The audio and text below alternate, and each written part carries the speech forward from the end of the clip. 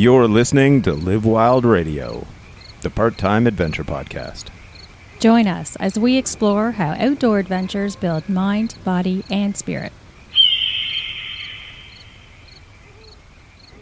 The date, January 20th. So, for our American listeners, obviously, January 20th is your inauguration day. So, good for you. Hopefully, you're on the side that's happy. If you're on the side that's sad, don't be sad. Don't let your life be dictated by politicians. Mm-hmm. Live your own life or something. Because politicians, you get a ton of them over the course of your life, and if you're going to be all happy or sad based on who they are, then you're taking your own happiness out of your hands and giving it to somebody else. Well, that's a big lesson. Yeah. That your happiness does not lie in others, it lies within you. Yeah. I'm Catherine. I'm Winston. And you're listening to Live Wild Radio. And basically, I think today we're going to talk about, the general idea of goals, but just have a conversation, sort of what we're doing, what our plans are going, right now, maybe fitness-wise, and sort of different goals we've set for ourselves, and then sort of some tips on how to accomplish goals. Well, this will be a different episode because I'm completely going unscripted. I'm like, let's just turn it on and see talk. What happens, which is not my norm. But I'm willing to try something new. Yeah, just to have a conversation. To see where the adventure goes. Yeah. We're just heading out into the woods. Yeah. So we just finished our workout. Winston's been a real, slave driver. And no, we're not talking about sex. Yeah, I think the thing you run into, though, because we work out together, whenever we're doing a workout and she calls me an asshole or something, I'm doing the exact same thing. So I'm also an asshole to myself then. Yeah, it just makes me feel better. Oh, okay, whatever. Whatever works, right, to get through a workout. Yeah. Yeah, but they're pretty good. We're working out in my apartment. Because we're, like our Hobbit friends would say, they have second breakfast. We're having second lockdown. So here in Ontario, we're locked down again. I'm non-essential, so I'm basically not working from home. I'm just home on the government dole, as our British friends would say, and running into the thing where you're not supposed to leave your house except for grocery shopping, doctor's appointments, and you can go out to walk for exercise. Mm-hmm. That's how locked down we are. So you walk to my place, Yep. which there and back is about 10,000 steps. So you get at least some walking in, where I'm just still got to work on that because I'm at 2,800, which is really bad. Yeah. Yeah. Well, the nice thing is, though, is the workout plan we've got going right now is 2 days on, 1 day rest, 2 days on, 1 day rest. Although because of sort of some scheduling things this week, we actually just did 3 days in a row, and then we're going to get a day's rest. Yeah, I felt that. Yep. And this is something that can be useful for people, because what I did is take some old school and new school and then adapted it to just what we had as far as equipment goes. Mm-hmm. And it's really, even when the gyms reopen, maybe to be able to do squats and deadlifts. This is working for us. Yeah. Yeah. I've not seen results like this ever, really. I'm also at my lowest weight. We'll talk about that, what I'm doing in my nutrition. But I'm getting muscles. Yeah. And I'm seeing the gains in the exercises, like the push-ups. Swings are easier. The swings, oh my God. Friggin' 45-pound kettlebell swings, doing 200. So 10 sets of 20. Yeah. Yeah. So just to give people an idea, I took the old school idea from Vince Gironda, the Iron Guru, sort of the golden age bodybuilding coach. So from what era was he really in his peak? As far as coaching, sort of 60s, 70s, okay, into the 80s. So Vincent Gironda. Okay, he'll be in the show notes. Yep. So he was a proponent of the 8 sets of 8 workout, and so basically you would do 8 sets of 8 reps, And, you'd have 15 to 30 seconds rest between sets, right? So you would end up knocking off like 8 sets in 8 minutes, 10 minutes for 8 sets. And he had sort of some ideas about the exercises, so I'm not doing his specific exercises because A, we don't have the equipment, and B, some of them I don't think are the best exercises. But, I took that concept because it was very effective for both building muscle and burning fat because you did a lot of work in a short amount of time. Okay. Then anybody who's familiar with CrossFit will be familiar with EMOM workouts, which is every minute on the minute. So you'd set a timer to beep every minute, and whatever you've programmed, you do at the start of the minute, and then when you finish that set, whatever's left till the next minute starts is what you get for a rest, right? So if you're trying to build strength, you'd use heavier weights, low reps, like maybe 2 or 3 reps. So you'd get a little bit longer rest.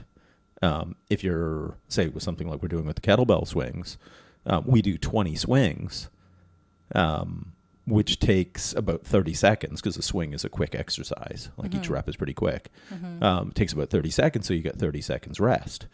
And we'll then set the timer to do either 8 or 10 intervals. And so in, 8 minutes, you do 8 sets. And then we'll take like a minute rest before we switch to the next exercise. And we tend to do it because we don't have enough gear to do the same exercise at the same time. Like to give an idea, today we did kettlebell swings. And when Catherine was doing the kettlebell swings, I was doing body rows because we got the TRX, we stuck it on the door frame. And then when we were done our 8 sets, we just switched. So then I did the kettlebell swings and she did the body rows. And any of the upper body exercises, they might be hard, right? The muscles burn and you get fatigued, but you're not gassed. Yeah. And then the next other 2 exercises where I do one, you do the other, there tends to be like an upper body and a lower body. So you're constantly, what's the word I'm looking for? You're not doing 2 upper bodies back to back. No.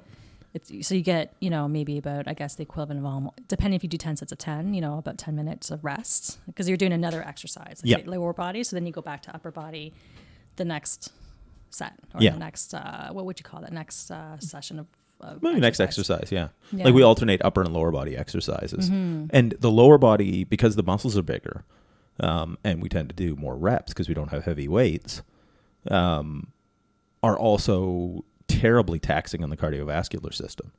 So like doing 8 sets of 20 kettlebell swings in 8 minutes. At 45-pound kettlebell. Yeah. Yeah. That is a terrific, in addition to working your hamstrings and your glutes and lower back, are a terrific cardiovascular load, right? So we're effectively doing intervals. Unlike when we were in the gym, we were only doing like sets of 5. And of course, anything over 5 then it was like cardio for us because... Yeah, we do our cardio separately, or maybe do... I never did cardio. Or we do like a metabolic finisher at the end, like pushing the sled. Which sucked. Yeah, it was hard. Yeah. But stuff that would get you gassed at the end. Yeah, but in this time we do it throughout. Yeah. And then, so we do the swings and the body rows. Then we did goblet squats with the kettlebell. And then did face pulls with the band attached to the railing.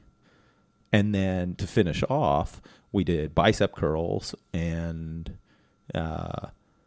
leg raises. So, and then we also did a squat.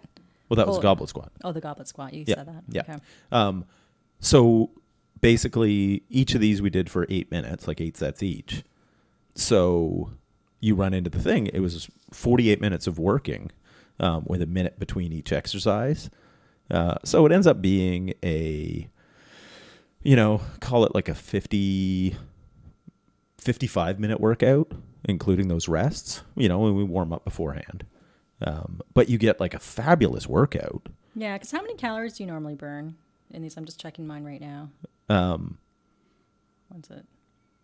Yeah, like basically this type of workout, you're probably going to burn like in an hour. Yeah. Like 500 calories. It's high. I'll tell you once it comes up. Because it's all based on your heart rate. So upper body exercises aren't going to do a lot to burn a ton of calories because the muscles aren't that big. Mm-hmm. But because every workout we're getting like things like swings and rear stepping lunges and, goblet squats and, that we're doing for moderately high reps, like anywhere from 10 to 20 reps, that ends up getting your heart rate up. Yeah. Oh, you're completely gassed. Yeah. At the beginning, you're getting through it, but become the third one. Yeah. Now the kettlebell goblet squats, oh my God, like torch my quads, my thighs, but especially my core. Yeah. I felt that today. I think it's just because it's the third day. I'm really tired, and so were the bicep curls. Yeah. But I love it. I love the fact that it's almost like a carrot's in front of you. Like you just need to work hard for a little bit. Yeah. Because the upper body exercises, your muscles will burn and everything, but you're not gassed on them. You're right. Right. So it's just you just got to get through those 8 sets. Yeah. Right. And basically, and then it's like beep. And then, you do your set and then, you're just catching your breath and beep. It just every minute. Yeah. So there's no dicking around. Right. So you run into the thing of you get stronger. Here we go. 455 calories I burned. Yeah. In a 48-minute workout. It's pretty good. That's pretty, because when we bike in an hour, how much do we burn? I can't remember. Yeah. You could be sort of in that range. It depends how many hills you're doing and all that kind of thing. Mountain biking. Yeah. So, you might be up in that 500 to 600 range. That's pretty inspiring. Yeah. For the return. Yeah. Because you're not only burning calories, but you're also running into the thing where you're getting stronger. Yeah. Right. And building muscle. So yeah, that's why I really like these workouts. You're not going to have as much peak strength as you would, if we had like barbells and, so my deadlift isn't going to be as strong, but we're going to have more muscular endurance, which actually pays off for the kind of things we want to do. Mm-hmm. Because we mountain bike, we rock climb. It's about moving your body around, not about just how heavy of a thing you can pick up. Yeah. And because there's a lot of movement in everything we do, and we've been doing just a lot of interesting dynamic moves. Mm-hmm. Your body moves when you do things. So you want to be strong as you do it. And if you're under load or if you're one-legged, you want to be strong. Like if you're backpacking or climbing. It's also great for not injuring yourself, right? Because a lot of what we're doing, because it's higher volume, it's less weight in some ways. It's still challenging. Like come the end, towards the end, you're struggling, and which is, good for growth. And then, but you always want to aim to make it a little harder. Like, you, as long as you keep track of where you're at, whether it's the weight, and if the weight's good, but you might want to go from 8, say body rows to 10, a little bit more. And you do that over time. And then the next time do it to 12, get your feet closer to the wall as you're doing your body rows, right? More of a slant. So many things you can do. You can go slower, really, you should be doing that anyways, body control, right? And going slow. But sometimes if it's gotten easier, I'll go slower just to make it harder. Yeah. And that's one of those things where I'm really happy with is like, we're making great progress at home. Like, I think because the way that we're doing it, whether we did this type of, because we've done this type of thing at the gym too. And unlike the usual, like do a set and then rest 3 minutes and do another set, it's just go, go, go, go, go, go, go. Yeah, it's very efficient. Right. A lot of work. And so you end up with that bonus of not only building muscle and strength, but you also are burning a lot of calories and you're getting fitter. Yeah. Right? Because like when you started, you couldn't do 20 kettlebell swings for all the sets. I don't remember. Right? I should really mark these. Keep a journal. Keep a log. Because I did that for, when we first started working out, I did that for the first year. And it was amazing. Because you see your progress. Yeah. Because progress doesn't come in big jumps. How many kettlebell swings did I do? You were doing 15%. Really? Yeah. Yeah, I think I did start there. Right. And now you're doing 20 and they're more powerful. Are they? Yeah. Right. The kettlebell's coming higher each swing. Yeah.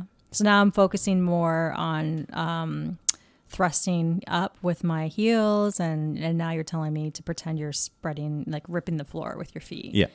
To really get that glute engagement. Which I'm like, yeah, okay, I'll get there when I'm finished with this challenge. Baby steps, but I'm doing them. No, it's good. And then we started doing the one arm kettlebell swings. Yeah. Which, be careful indoors.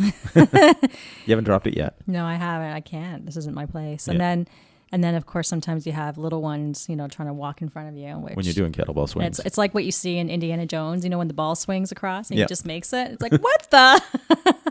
Anyway, but you know what? It's been a lot of fun because if we were to go to the gym, the kids go into daycare, right? Now they're working out with us. Yeah.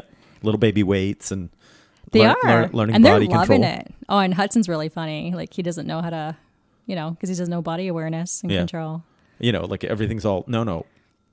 Like pivot at your hip. Reminds me of the Scarecrow from Wizard of Oz. Yeah. He just doesn't know how to use his body. Yeah. Yeah.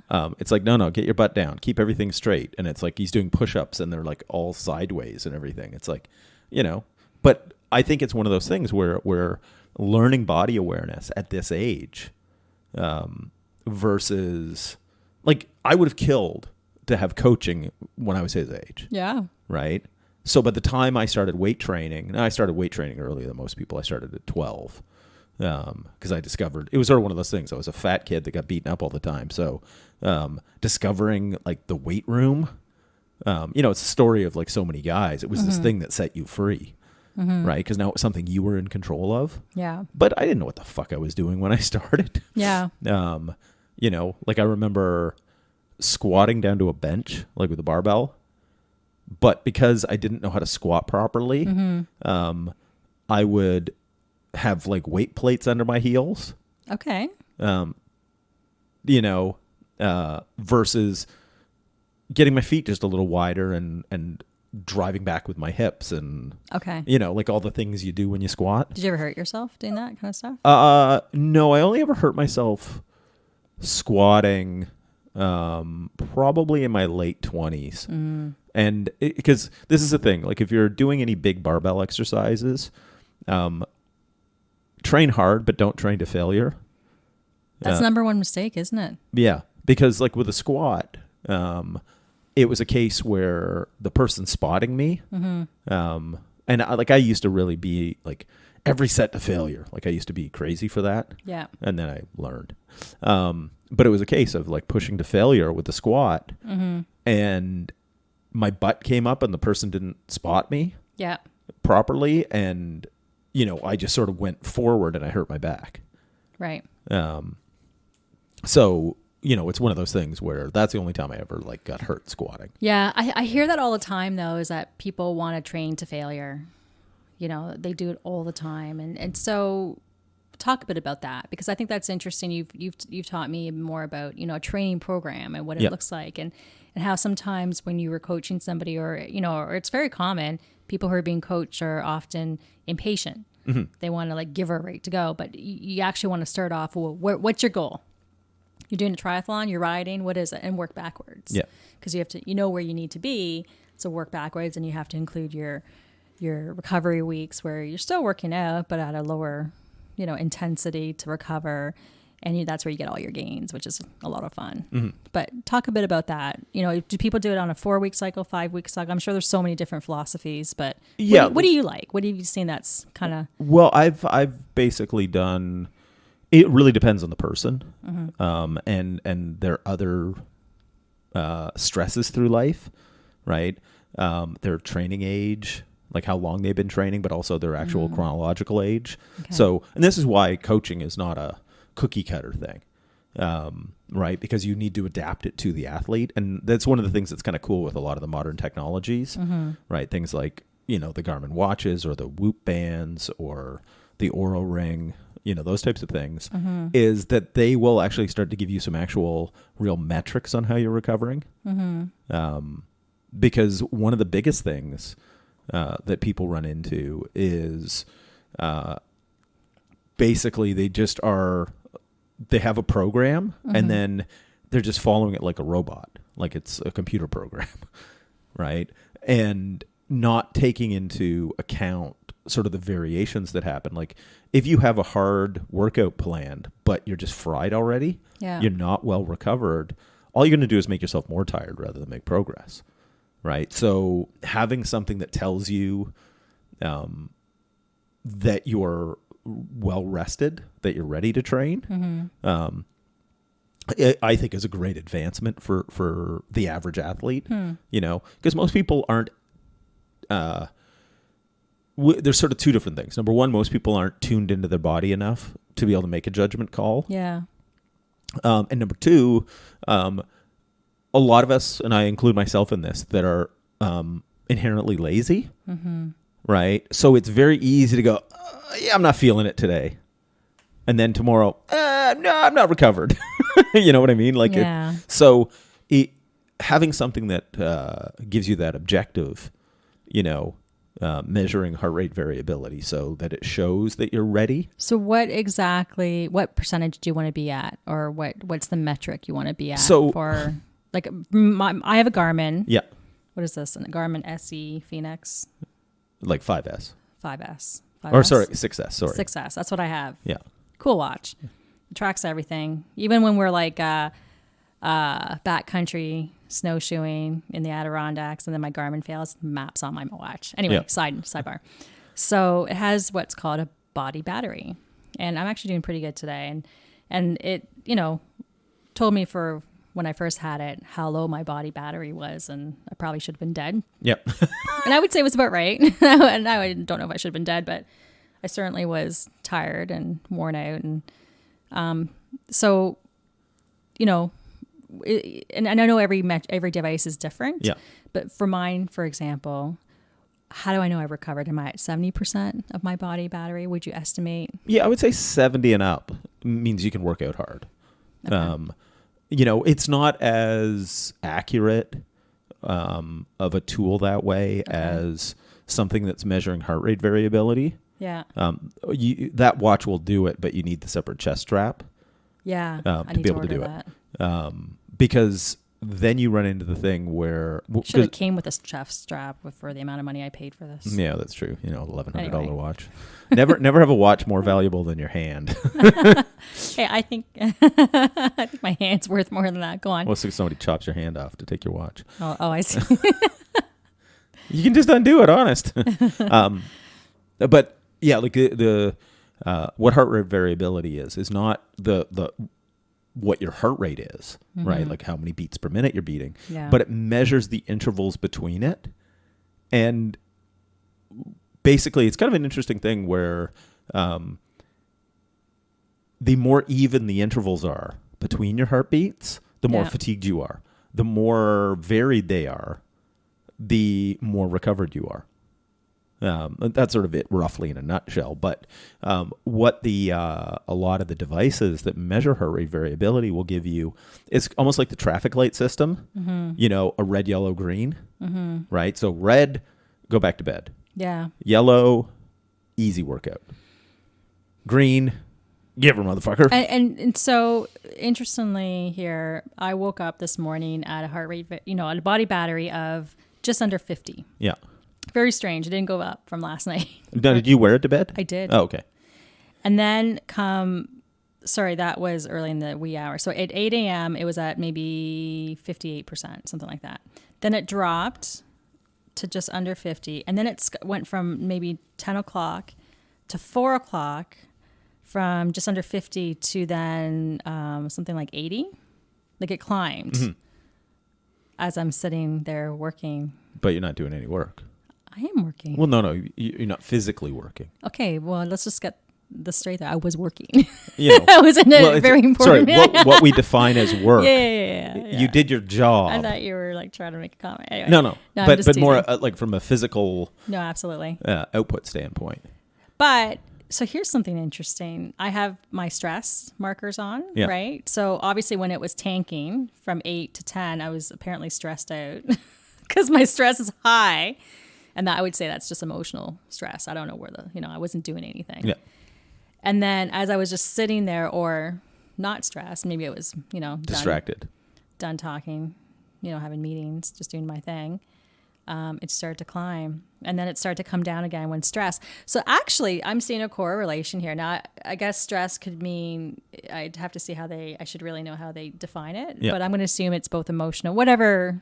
It can be emotional or physical. Yeah. So there's a correlation here between my body battery increasing when I have no stress and decreasing when I have stress. It's very clear. Yeah. That's interesting. The correlation. Yeah. So, ladies and gentlemen. And now remember, everybody, correlation does not equal causation. No, it doesn't. It doesn't. But I'm also finding it interesting. I just subscribed to an app called Shine, based out of New York City. And it's a bit of a meditation app that gets you meditating at the beginning of the day and the end of the day. And at the beginning of the day, it just, obviously you can pick the kinds of meditation, whether you're stressed or anxiety, or if it's just taking more time for self-care. And they have different, very short, it's like a podcast, right? Meditations you do, whether it's breath work. But I've been trying to do more breath work. And this is, so I started doing this because I'm with the DeRose Institute, by the way, in New York City. It's a mindfulness institute. And so it's somebody that recommended this. And they also talked a lot about meditation. They stress that. And so there's relaxation, meditation, and breath work. And I would say what I'm doing is a lot of relaxation at night, meditation in the morning, about setting your intention, they just pick a theme, and then also breath work. But I think I have to say, since the holidays, I've been feeling pretty relaxed and not so tired. So what's your marijuana bill? 'Cause it's legal here in Canada. I know. No, I haven't been taking any. And in fact, since I've been on my diet, I'm doing keto diet, by the way, I get drunk too easily, and I don't like the way I feel at all.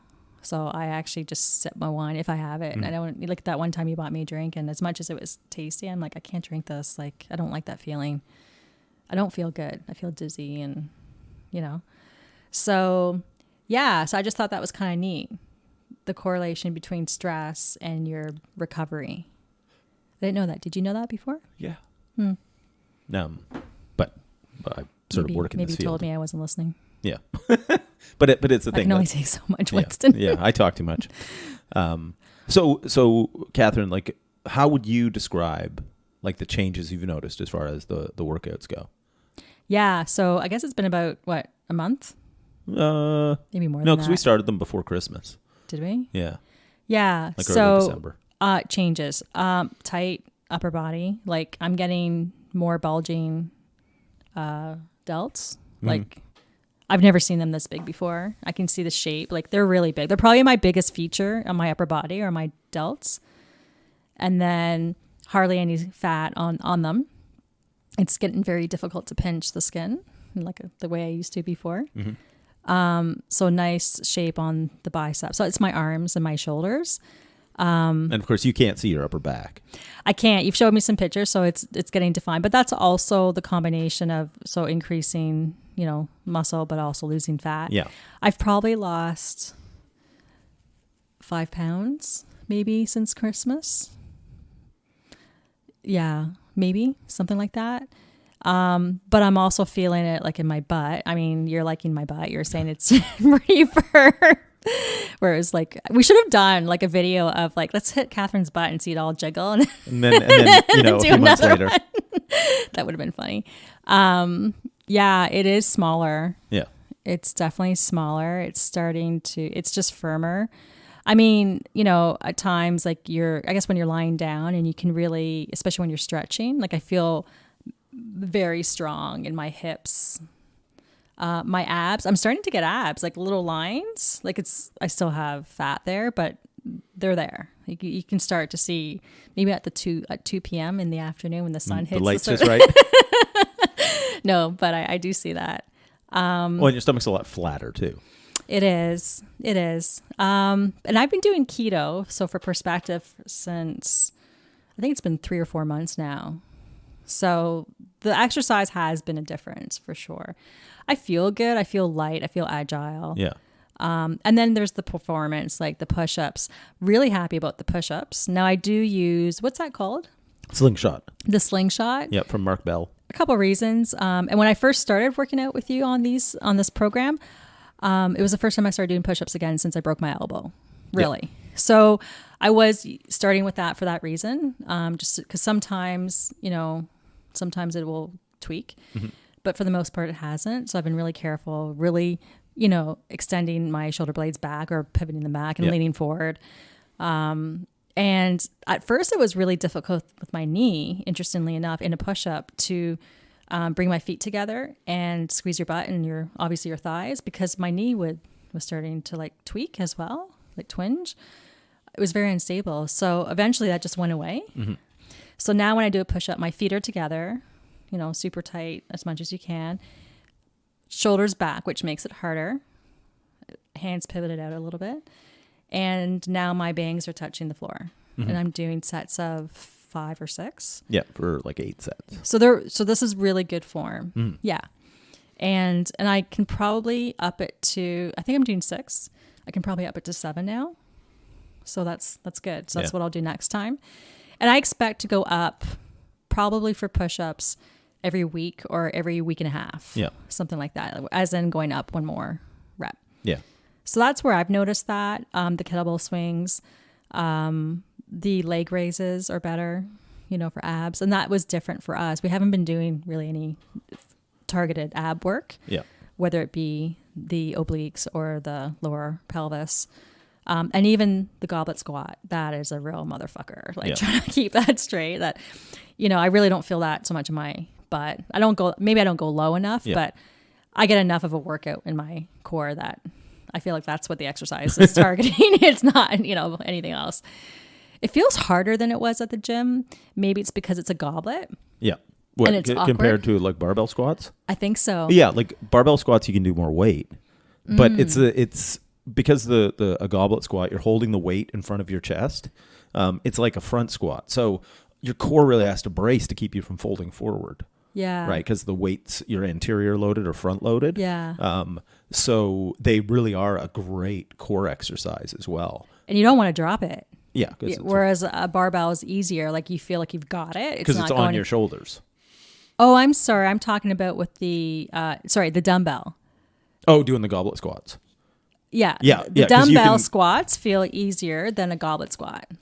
Yeah, because also your hands, the way you can position them, is a little narrower. Yeah. And it's just pushing down on your palms, right? It keeps your elbows in. Well, you have less of a grip in comparison to a dumbbell that just sits, right? Gravity. Whereas this one, you have to push in. So it's a bigger contraction that's hard. So that's what I've noticed. I don't know. What have you noticed? I mean, in my physique, or what have you noticed? Is it just like you're definitely getting leaner. Your cardiovascular fitness is improved because you're obviously like say something like the kettlebell swings, which are cardiovascularly taxing. You just bang it. You don't like doing them. That's why I do them first. Get them done. I always give her the choice, and she's like, "No, I just want to get it out of the way." But like you're just banging away now, right? And it's a thing where you don't like it, but it's not a problem to do. Like you'll do all your reps in a row. Yeah. Whereas when you started, you'd also do the thing of sometimes break your sets up a little bit. You take a mini break in between. Right. You're not doing that anymore. No. Right. So that's a sign of increased fitness. Yeah. Yeah. And, there's all those little things like more push-ups. The push-ups are getting lower. Your feet are getting closer to the wall doing body rows. Yeah. All these little things that make it harder. Yeah. Because we don't have any extra weights to add. Yeah. So we're having to find whether it's adding reps, making the exercise harder. So for you, when you did this in COVID lockdown 1, you were doing a different workout and you were doing them on your own. Yeah. Really. We weren't doing too much together. So you said that you find this more effective. What's the difference for you? And what changes have you seen? Well, the big thing comes in is because I don't have any kettlebells at home. I've got my gymnastics rings. And so this from a calorie burning standpoint, and you've got I've only got one pair of 10-pound dumbbells at home.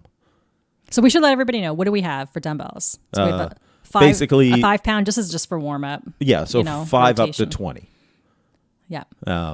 And so what I find for things like overhead press or bicep curls, I think that's the only 2 things I use the dumbbells for, isn't it? Oh, and then rear stepping lunges, because you've also got a 40-pound weight vest. Right. So rear stepping lunges, I'll hold the 20-pound dumbbells and wear the weight vest. And that's right? with 20 pounds. Yeah. And so it's a case where now I'm doing rear stepping lunges with 60 pounds. Yeah, that's a great investment. Whereas I don't have that at home. Mm-hmm. So and if it gets harder for me, I could start wearing that when I'm doing push-ups. Yeah. Right? Or even body rows. Yeah. Oh, fuck. I'm giving him ideas. Oh, no. Like, I already knew that. He's like, I endorse that. We're just not to that point yet. Right. But yeah, like, that's one of the great things with a vest is that, whether it's push-ups, pull-ups, body rows, all of those types of things, any of the leg work, wear the vest and then hold the dumbbells. Mm-hmm. Hell, you could even wear it doing swings. Yeah, I'm impressed that we're obviously pushing ourselves, or I am, because I'm feeling the work. Mm-hmm. And I don't know, I felt it at the beginning a little bit, I did, and then I didn't as much. And there were times where I didn't, you're like dripping sweat. I'm not. I think I'm working harder now. Yeah. Maybe it's because the form is coming. But I do feel it. Like I'm not, which is nice too, that it's not overly painful. It's not painful, where it's just hard work. Just give her. It's just work that's consistent. You sleep well. I find stretching's important, warming up. Mm-hmm. There are times, and my test is that if I can't cross my legs and bend forward at a good, bend, then my quads are tight. And as soon as I do that, and I feel it in my piriformis. Yeah.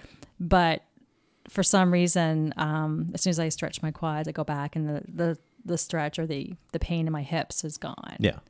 So and I also have learned to activate my glute muscles as part of the warm up. Yeah, I wear the band around my thighs.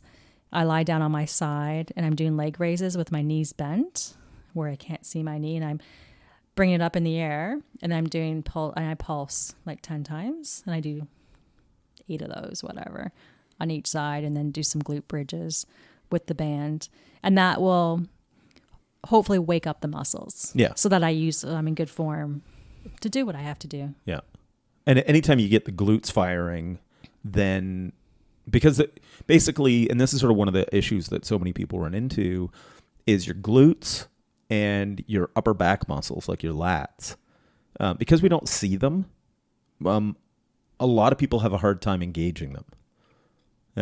Whereas like things like pecs and quads and, any of the muscles you can see, they're easier to engage.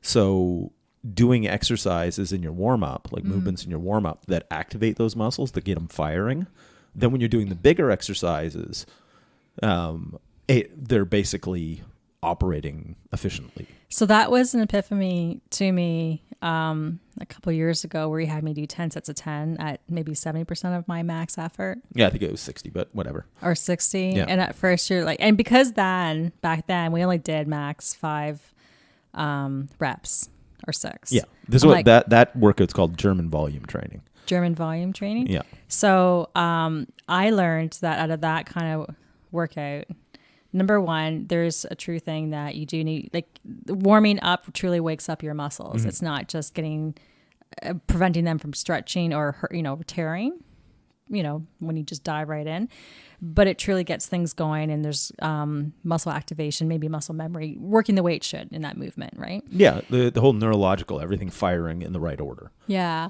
So it was neat because at the beginning, what was hard, by your 10th rep, and by my 9th or 10th set, it was so easy. Yeah. So that was just a great illustration of that. If you haven't experienced that, everybody should do it. I just thought if you haven't done that kind of exercise before, and you're so used to just doing short amount of reps, and anything above that's like cardio to you as well, check it out. Well, because it's not unusual for people to do like 8, 10, 12 reps, but most of the time people don't do 8 or 10 sets of that in a row. right? And there is something that's kind of magical about a combination of moderate rep range with a lot of sets. Basically you're just doing a lot of work. And so that's where you get that benefit of, building muscle, like enough stimulus for muscle hypertrophy. But because you're doing so much work, you're burning a lot of calories. So it's a great way to build muscle and lose fat at the same time, which a lot of people say you can't do. But as long as there's like healthy nutrition there, it's really quite amazing. Like an elite level athlete couldn't, but an elite level athlete usually doesn't need to lose any weight. Yeah. In terms of nutrition, you want to have, in terms of protein, muscle building, it helps supports muscle building. You want to have a gram for every pound of your body weight. Yeah. Yeah. Ideally, it's sort of like a gram, 1.2 grams per pound of lean body weight. So, and if you look at the studies, it's anywhere from like 0.8 to 1.2 grams per pound. Like there's been different studies done. So it's simple, just 1 gram per pound. I'm not eating enough. Because I was looking at 1,800 calories a day. But you're also looking at the thing. You're trying to be on a caloric deficit, right? So but you're still getting like 150 grams of protein a day. No, I'm not, because when I was looking at 1,800 calories, right, I needed. That's what I was basing my 1,800 calories, and my breakdown of protein will get me 150 grams. I'm eating probably 1,500 calories, so I'm not getting 150 grams. Yeah, so you're probably like 120 to 130. Maybe something like that. So it's probably not the end of the world, but at the end of the day, it's, and the reason why I'm doing that, aside from the fact that it's supposed to help, it helps with muscle building. For me, it's a sense of feeling satisfied, not hungry. Because I was concerned about, I'm trying to do what I'm doing, but I'm still hungry. I was on the full keto diet of 75% fat. Yeah, 20% protein. Yeah, and 5% carbs. Okay, whereas now it's 60% fat, 35% protein, 5% carbs.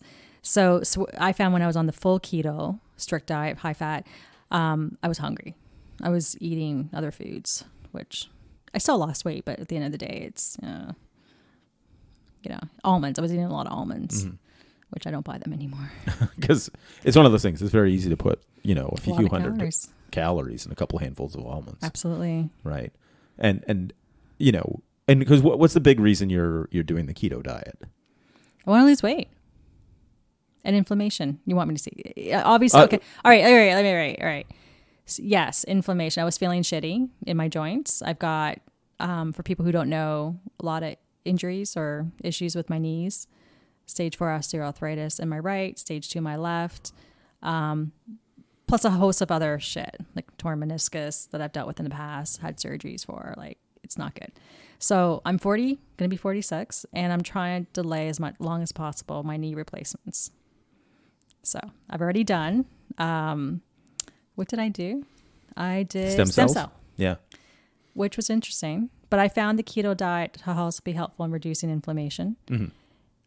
So it was really great. And I have a history of arthritis in my family, rheumatoid arthritis. So I think inflammation is good to reduce as much as possible. I also want to lose weight. I just want to lose weight, get fitter, but I want to have abs. Yeah. So this is working. So I got to, I really do. I think that I've never achieved that. And I think it would be pretty cool to get lean.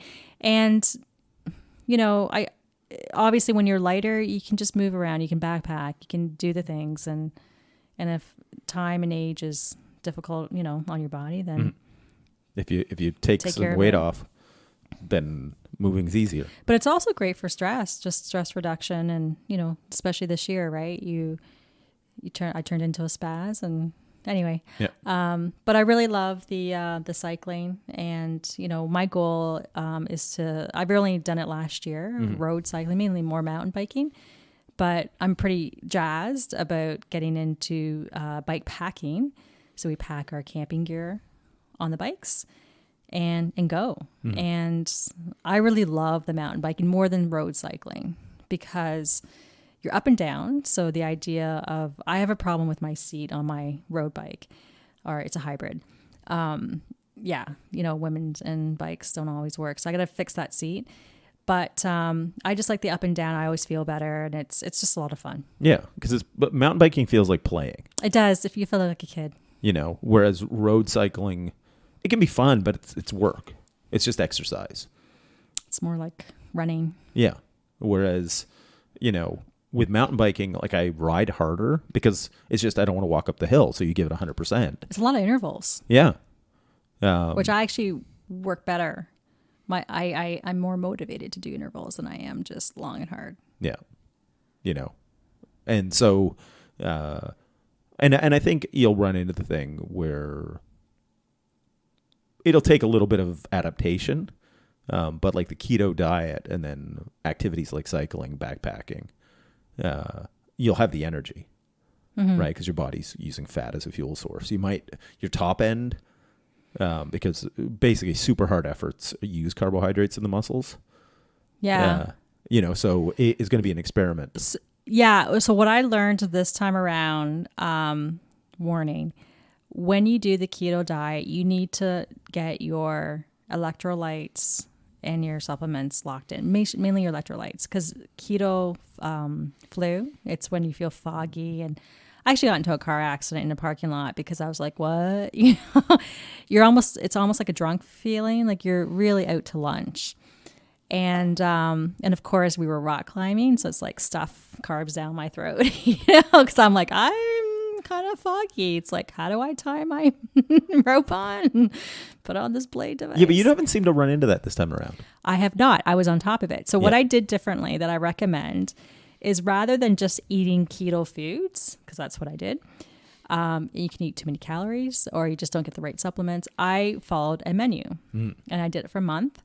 And I did it to the book. And with that, they recommended things like keto lemonade that has, aside from lemon juice, it has an aloe vera juice. It has like salt, right? Yeah, like Himalayan sea salt. So sea salt, things like bone broth, that all helps with balancing your nutrients and what you need in your body so you don't get keto flu. And so that made a difference. And then there were times when I started to experience that again. And as soon as I had electrolytes, I was good. Yeah. So make sure if you try it. And then there's the fear that keto diet isn't good for people who are doing endurance, right? Because people equate carbs for endurance and energy. But then there's athletes who have done it. So I don't know, you got to do your research, but I feel good. Like I haven't done anything endurance or, on a bike, but I've been doing these hard workouts and I don't think I did them to the same degree of effort or success. Yeah, you're having no problems getting through hour-long workouts where we're going like nonstop for an hour. Yeah. So that seems to be like that's the thing that I've noticed this time around versus last time. Like you don't seem to be having any of the weird side effects you get from having a low-carb diet. Yeah. And I often put Himalayan sea salt in my water just because. Oh, I take B12. Is it B2 or B12? B12. Yeah, I take that every day. That was actually a game changer for me the first time around. As soon as I did that, I was good. Yeah, that's true. Because we bought that at a supplement store in... I can't remember New York. Ogdensburg. But I just bought this one at Walmart. Yeah. They're the tablets. So that is also... It worked for me. I think everybody's a bit different. Yeah. What about your diet? Do you make any major changes? No. Yeah. Eat twice a day. Do you fast? I fast also. I do. I switch it up a lot because I find that when I lost a lot of weight with keto, this time around, I actually lost a lot of weight in the first week and a half, something like 12 pounds, which I've never done before. So it's unheard of for me. But I also fast. I drink a coffee. Because you've kind of mixed keto with intermittent fasting. I did. And then I have the Rocket Fuel coffee. It has hemp seeds, and hemp seeds has a lot of calories. So maybe that isn't fasting, but yeah, that's not then. No, but often I do have just coffee because I'm lazy and I don't eat until, which means more calories later, which I'm fine. Yeah. Well, and I find that like a lot of times, some days like I'll have breakfast, but most days I don't. It just depends what I feel like in the morning. Yeah. And then, if I'm over here, I'll tend to have a keto meal with you for dinner. Yeah. Like today, I ate once before I came over, and I had a bowl of like mixed berries. So I had like blueberries, raspberries, strawberries, a few different berries, just whatever was in the fridge. And I made 2 scrambled egg burritos. And basically a little bit of salsa on both of them. Oh, that's good. Yeah. Yeah. So that's what It's good that you're not having carbs, because if you're mixing carbs and fat and then doing keto, right? Well, but it's like I had tortillas, but I didn't have it With my keto meal. Yeah. So that's the difference. Yeah. I guess the big key thing is that you can have carbs at times, within moderation. You just don't want to mix carbs with fat. Yes, because carbs are going to increase your insulin levels, and you don't want to have a lot of fat in your bloodstream. Yeah. When your insulin levels are up. I have noticed when I've had sugar, because there have been moments at Christmas, the sugar down. Yeah. Which feels like the keto flu, and I'm like, not feeling well. Yeah. So that's okay. I don't want to, incentivize myself or motivate myself to eat more sugar. So that works. But what goals do you have for this year? What are you gunning for? I've sort of put any of the climbing specific goals on hold because we can't even go to the climbing gym right now. Yeah. So I want to get to the point, because I used to be able to do this years ago, do 100 push-ups in a row. Right now, I maybe could do 15. Okay. If I did sort of 15 or 20, so, my thing is like what we're doing is just gradually increasing, like I'm doing sets of 6 now. Yeah. For like 8 or 10 sets, and I'm, getting them all. So then it'll be 7, and then it'll be 8, and then, like I'll be doing 100 push-ups in 10 minutes. If we do 10 sets, right. I'll get to that point. And then I'll just keep increasing, because you're getting a big endurance building effect when you're having those short rest periods in between, right? It's kind of like muscle intervals. And so 100 push-ups, I'm going to call it by May. Yeah, I'm writing this down. Yeah. May. That's not a lot of months away. We'll go like May 2-4 weekend, whatever that. I'm just gonna, just picking a date, because theoretically you'll be moving by then. Oh, I'm going to a 3-bedroom home. Yeah, with a backyard and a fire pit. Yeah, and a cabana That we're turning into our exercise studio. And we're gonna get a big tractor trailer tire. Yeah. So you can, beat the shit out of stuff in the backyard and roll it over and. Yeah. Yeah. Anyway. See, that's the cool thing about having like a bit of a backyard, is you can. I want to get a slack line. Yeah. That's just more fun. Yeah. Anyway. And great stability training. It's supposed to be good for climbing, they say. Yeah. I haven't seen the studies. I've just heard. Yeah. I don't know if there's been any studies. Yeah. So that I want to get back to the point where I can do 12 pull-ups. Like right now I can maybe do 3.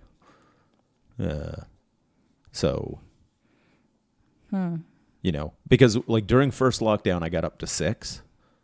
Yeah. And then when I went back to work, I was so tired being on my feet all day, every day, because I hadn't been on my feet all day, every day, that then I ran into the thing where the workouts kind of went to the wayside for a little while. Yeah. Do you think we'll be able to keep up our workouts when you go back to work? We're going to make ourselves. Okay. Yeah. That's cool. Even if I have to pick you up and walk, because you've been walking all day rather than obviously walk all the way here or ride. Kind of like the old days. I used to pick you up and go to the gym. Yeah.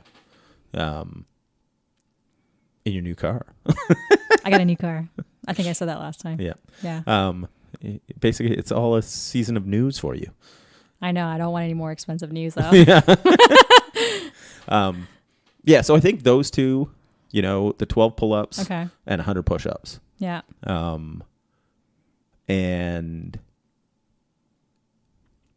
I do want us to pick up like a 60-pound kettlebell. Mm-hmm. And I want to get to the point where I can do like 100 swings in a row with the 60. That's going to be a pretty good.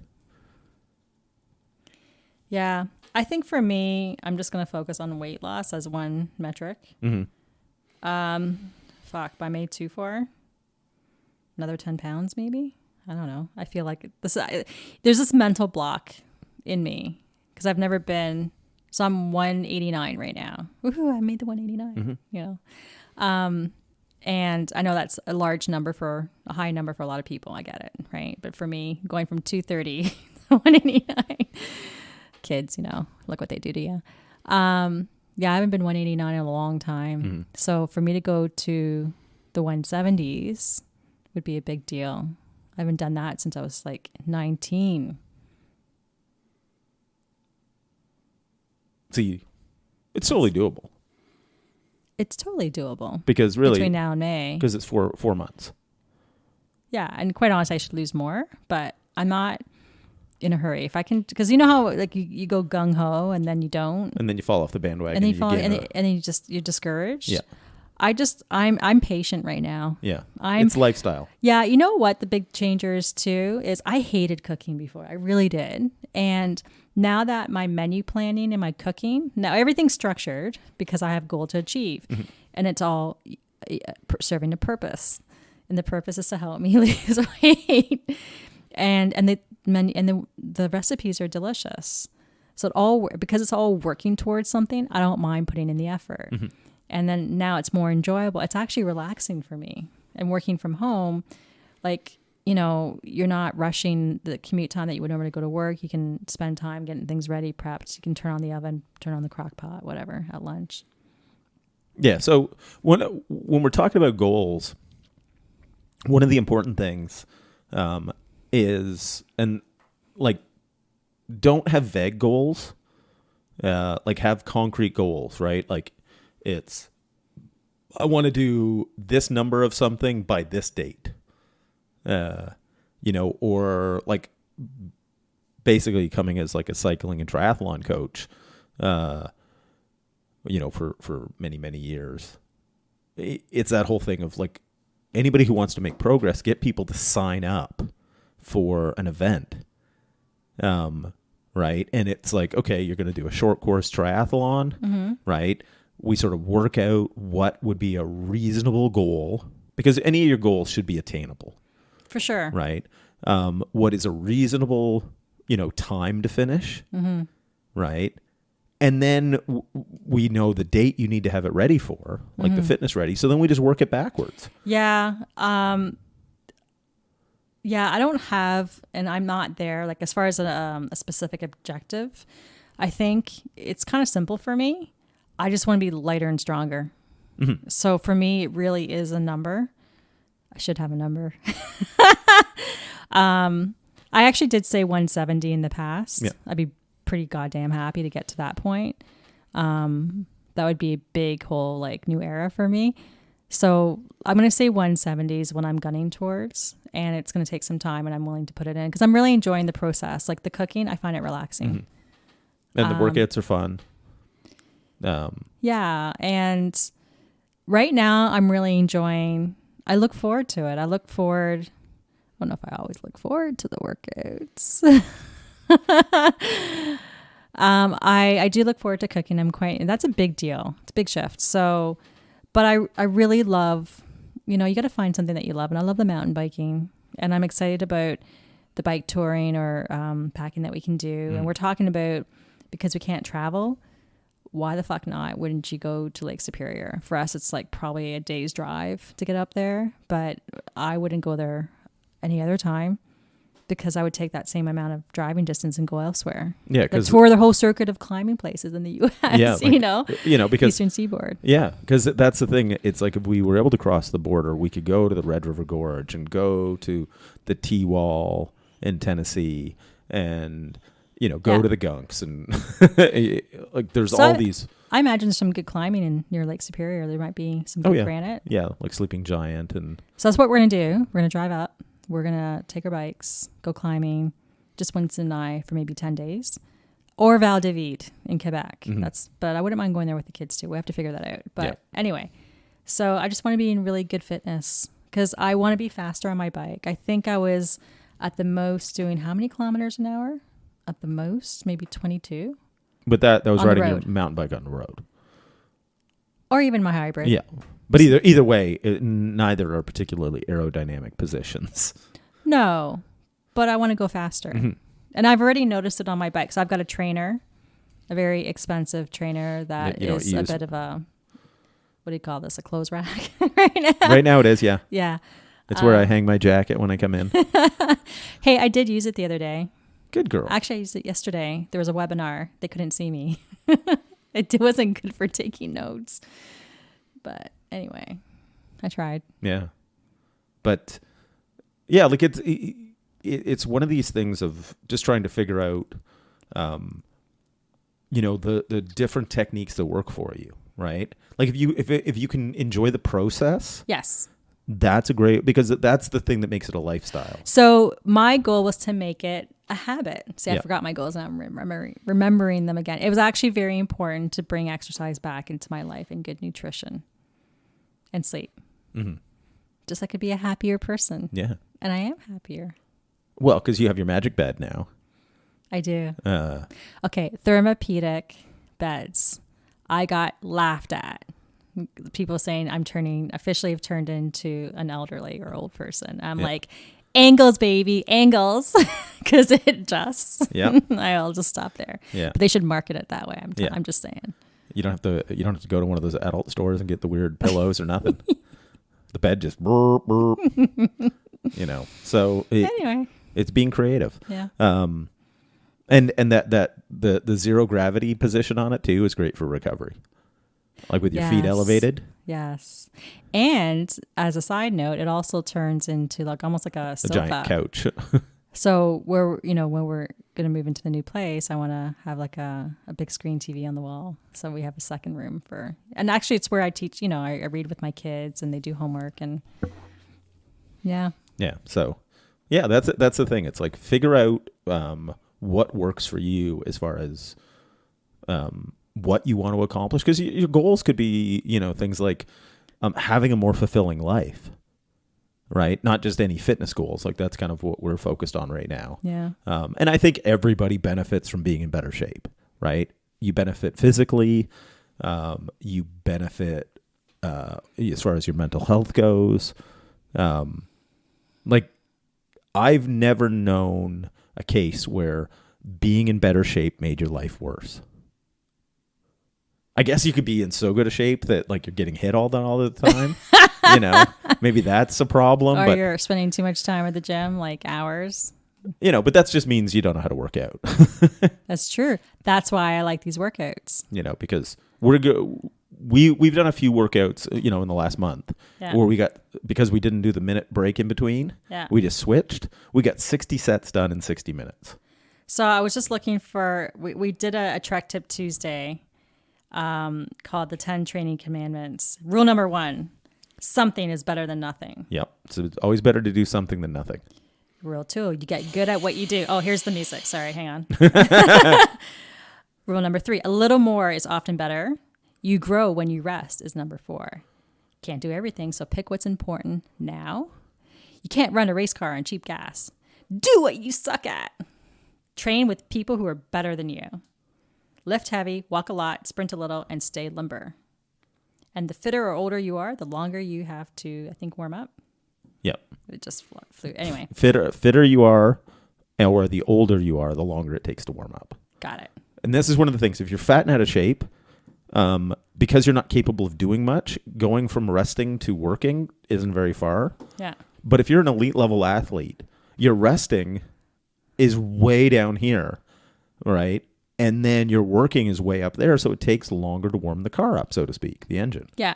And then if you're older, the warm up is more about getting the joints, getting fluid moving in the joints. right? So it all comes together that way. You just reminded me, because part of what I use as a metric to figure out, or measurement to figure out how hard to work, is my heart rate. Mm-hmm. So I highly recommend a heart rate monitor for that. We've already talked about it, but Yeah. it's really important for that reason, to help measure where you should be at, depending on what you're after. Yeah. But yeah. Yeah, because a lot of times people either work out too hard or too easy, Yeah. right? And they don't really have a way of quantifying it, They don't know. right? So, heart rate can be a useful tool for a lot of people. More elite level athletes, then you have to have heart rate plus a power meter and a bunch of other metrics. Yeah. Yeah. The fitter you are, the more specific your training has to be to make any progress, because you're closer to your genetic potential. Mm-hmm. So then it means you have to do more things right? Like coaching a new person, they can see huge gains because everything's low-hanging fruit with a new totally. Whereas, it was always like a fun puzzle to work with elite athletes, because to get them like 1% better, I had to like basically come up with these plans that were like I was a NASA scientist, right? So it was a more complex problem to solve, to figure out the load they needed, and they need a lot of load to make progress, but they're still human. So it's this razor edge where too much load and then the whole body collapses, right? Most people, that's never a worry. They never work enough to overtrain. Mm-hmm. But with a high level athlete, if they're training 25 hours a week, it doesn't take too much to do too much, right? Yeah. So, So if you're out of shape, just think it's easy to get in better shape. Oh yeah, newbie gains. Yeah, newbie gains. And that's where, if you want to see some progress, is doing whatever it is you suck at. Yes. Get better at that, and you'll see a big performance increase. Huge. It carries over. I mean, if you're just looking for fast gains all the time because it's what motivates you, just keep switching it up. Yeah. Because you're always doing something new. You try to maintain, if you can, what you're strong at, like doing sort of a concurrent or conjugate method of training. But I was surprised that in periods of time that I hadn't been working out at the gym, how much my muscles were still there. Like I didn't lose a lot of strength. Well, it takes a lot to get it, Yeah. right? But it doesn't disappear quickly. Yeah. Like your fitness can. Your cardiovascular fitness goes pretty quickly, Yeah, it does. but it comes back pretty quickly. Yeah, your fitness and cardio can go back. You can lose your current performance in about a week's time, right? After a week's time, you notice a big drastic. Well, it depends, because if you ease off to recover, then you can actually see it improve. No, I'm talking do nothing. Yeah. But I mean, if you've done a lot, right? Maybe you don't want to do nothing, but a dramatic. No, I did nothing and I felt it. Yeah. I felt like a smoker, which I've never smoked, but I was like, But that can vary a little bit from person to person. But that was me. But I also have a high heart rate. Yeah. Like a hummingbird. Like 200. I'm 46 years old. Like that whole, 220 minus your age. It's out the window. But it always was, because the cardiologist that came up with it said it was for an obese population as a rough calculation for them to get out walking. Oh, okay. Like it was never meant as anything scientific, as far as like, because there is quite a bit of variability in heart rate from one person to the next. So you should work harder. Well, you should basically use your breath. Get some sort of testing done so you know what your heart rate ranges should be. Yeah. Right? Because if you don't know and you don't have to go right to your max, but if you don't know what a rough estimate of your max is, then how do you calculate anything? So where can you get that tested? There you can do like step tests yourself. Like you can look it up online, like how to test maximum heart rate. Got it. Or heart rate zones. And you'll find it. Basically, I always treat it like you've got 3 zones. Basically recovery, endurance, and then death. So you should be throwing up at the end. Well, throwing up sort of one of those things. It's more if you're new to it and you ate too close to working out. Right. But if you do it regularly, like some hard work regularly that really get you winded, you adapt to it and you don't feel pukey anymore. Unless you ate a hamburger before doing it. Yeah. You get something sitting in your stomach like a lead balloon. Yeah. And then as far as other goals that we have is like, we're finally like doing things like monetizing the podcast. and monetizing our website. Like actually, I know. It's sort of the kind of things that, we should have done a long time. You do for others, but not us. Yeah. It's like the shoemaker has no shoes. So we're finally doing that stuff. So yeah. So check out our website. We've got a lot of articles. Yeah. You've actually done a lot of good ones. In particular, we've done a lot for backpacking. Yeah, and winter camping. A couple, any for exercise? Training? I can't remember. There's going to be some on there. But we're going to do more. Yeah. Because it's one of these things, like, there's so much bullshit as far as fitness out there that I think being able to, like, simplify it. Yeah, like something easy to understand, and this fucking works. It does. Right? Like I wouldn't be saying it. This particular workout, or, just even the different approaches. Yeah. Right? Because if your goal isn't like a specific athletic goal or anything, but it's just to look better in your underpants, that's not that complicated. The workouts like we're doing, which you'll also have the carryover benefit of being just in better shape too, like fitness wise, you'll have more endurance. You don't get tired as easily. Going up the stairs won't be an issue. But if the goal is build a little bit of muscle and burn body fat, these types of workouts, right? Because they're so effective. So I'll put in the show notes the one that we talked about, the details on it, just to give people an idea. But you can mix it up. And literally, we do it in a space like it's the walkway of your apartment. Oh, I should put a picture up with the 3 of us or the 4 of us all in the same area. Yeah. It's probably like, oh my God, 6 by 8. No, 10 by 10. Let's say 10 by 10. Yeah. And there's 4 of us working out, 2 kids, 2 adults. We're all hanging, nearly missing each other. Well, yeah, but we do it, but it works.